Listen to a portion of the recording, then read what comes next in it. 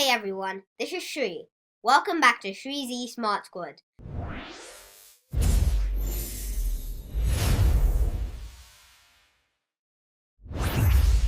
Today, we are learning fractions, addition and subtraction.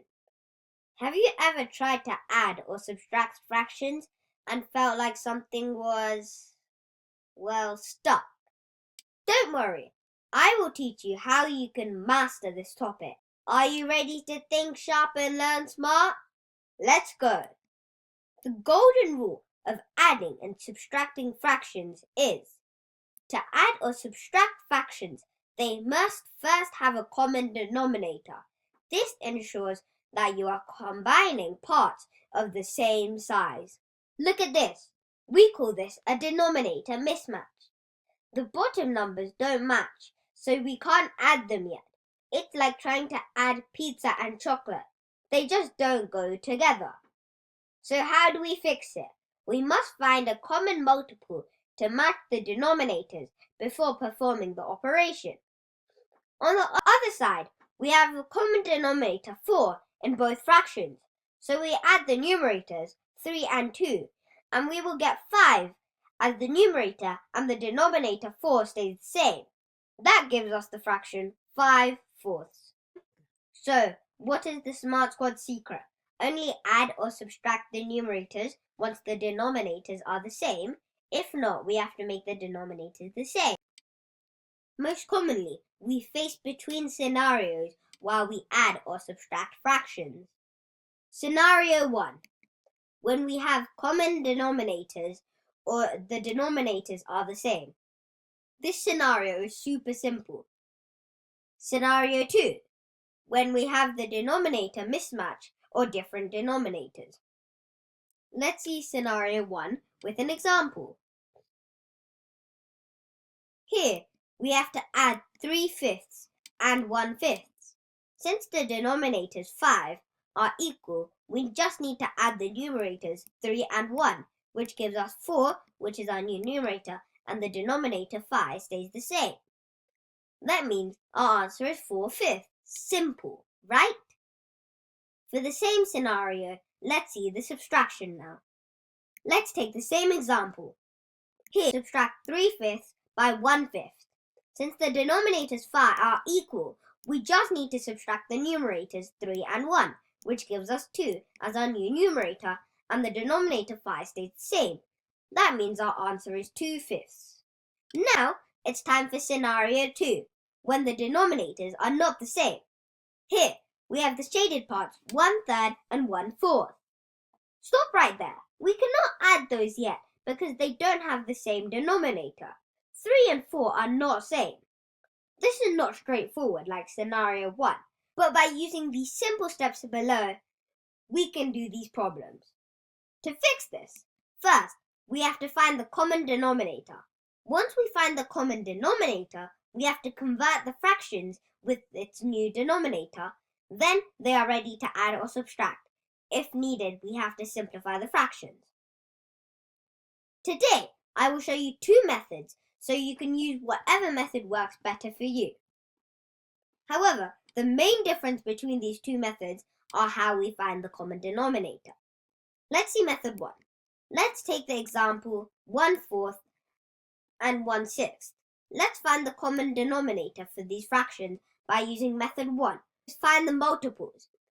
So let's find the multiples of these numbers. Let's list the multiples of each denominator until you find the one they share. So here, let's list the multiples of 4. 4, 8, 12, 16, and 20. Multiples of 6. 6 and 12. Here, 12 is the first one they share, so 12 is our common denominator for 4 and 6. So the first step is finished in method 1. Now, the next step is to convert the fractions. Here we have to change both fractions so they have 12 as their common denominator. To keep the value same, whatever you do to the bottom, you must do to the top. So for the first fraction, 1/4, to get the denominator 12, we have to multiply the numerator and the denominator by 3, because 4 times 3 equals 12. This gives us 3/12.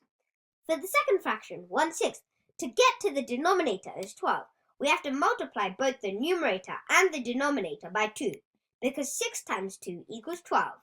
This gives us 2/12. Now the second step is finished.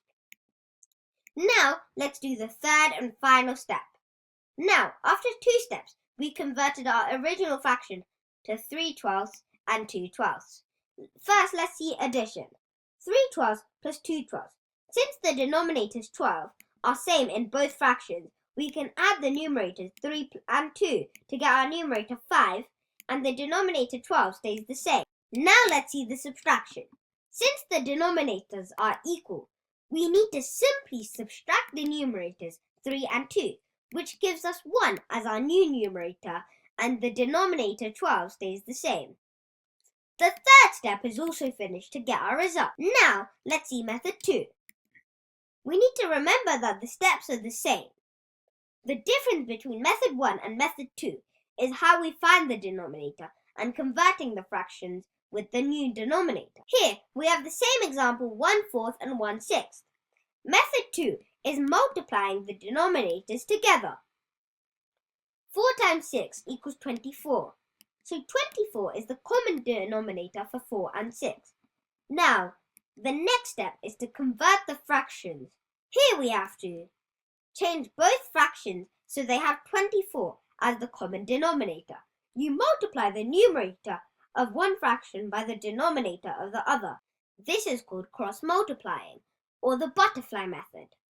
For the first fraction, 1/4, we have to multiply the numerator 1 by the denominator 6, which is the denominator of the second fraction. This gives us 6/24. For the second fraction, 1/6, we have to multiply the numerator 1 by the denominator 4, which is the denominator of the first fraction. This gives us 4/24. Now the second step is finished. Now let's add and subtract between these fractions. 6/24 and 4/24. First, we'll do addition. Since the denominators 24 are the same in both the fractions, we can add the numerators 6 and 4 to get our numerator 10, and the denominator 24 stays the same. But if you notice here, this is not in its simplest form, so if we divide both the numerator and the denominator by 2, then we will get 5/12, which is in its simplest form. If you want to learn how to simplify fractions, I will give you the link below in the description and go check it out. Now, let's see subtraction. Since the denominators are equal, we need to simply subtract the numerators 6 and 4, which gives us 2 as our new numerator, and the denominator 24 stays the same. If we simplify this, we will get 1/12.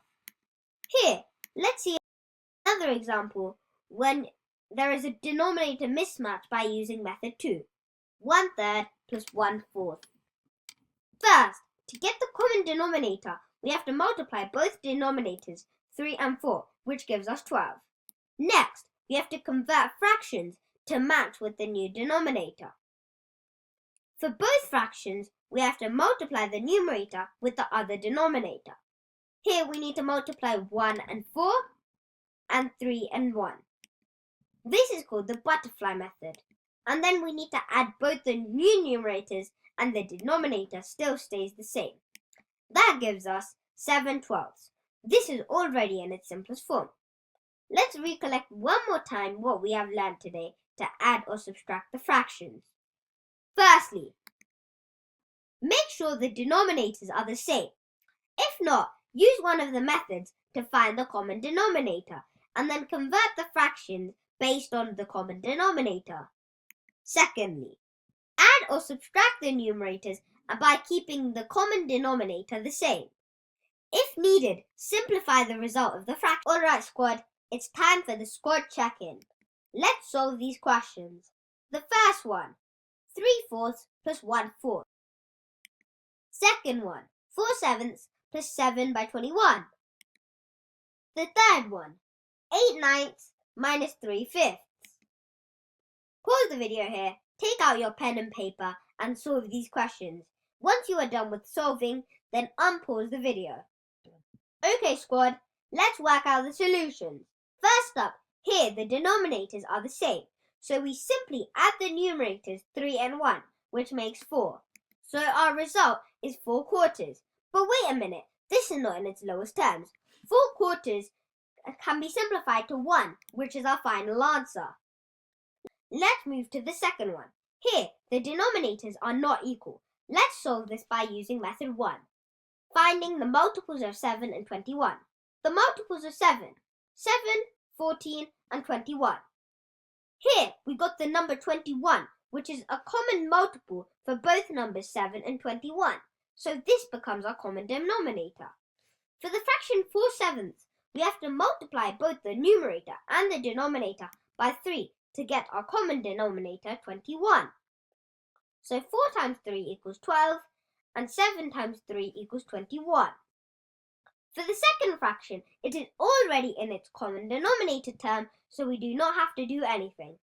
So we have to add the numerators 12 and 7 to get our result numerator as 19.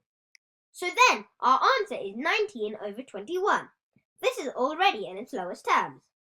Last but not least, we have to do subtraction. Again, the denominators are not equal. This time, let's solve this by using method 2, multiplying both the denominators 9 and 5 to get our common denominator 45. For converting fractions, let's use cross-multiplying or the butterfly method, which is multiplying one numerator with another denominator. So we need to multiply 8 by 5, which gives us 40. Then we need to multiply 3 by 9, which gives us 27. If we subtract 40 minus 27, the result of this equation is 13, which is our numerator in the resulted fraction. Alright squad, if you got them all right, well done. If not, don't worry, practice more. Thank you for watching. For more practice with complex addition and subtraction, see the related videos listed in the description below. I guess that's it for today, so see you in the next video. Hit that subscribe button now, and don't forget to ring the bell so you never miss a chance to think sharp and learn smart.